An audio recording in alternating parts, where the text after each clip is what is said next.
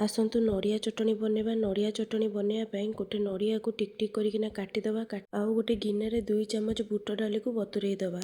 एबे गोटे अदा को टिक टिक करकिना काटी नवा।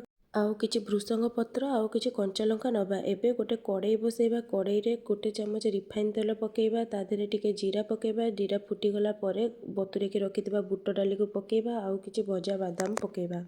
काटिकी रखिथिबा अदा पकेबा। आउ किछि भृसंग पत्र पकेबा। आउ गोटा कंचा लंका पकेबा। आउ किछि तेंतुली पकेबा। आउ ताको भल भाबरे टिके समय भाजी नेबा। भाजी सारिबा परे काटिकी रखिथिबा नड़िया को पकेबा।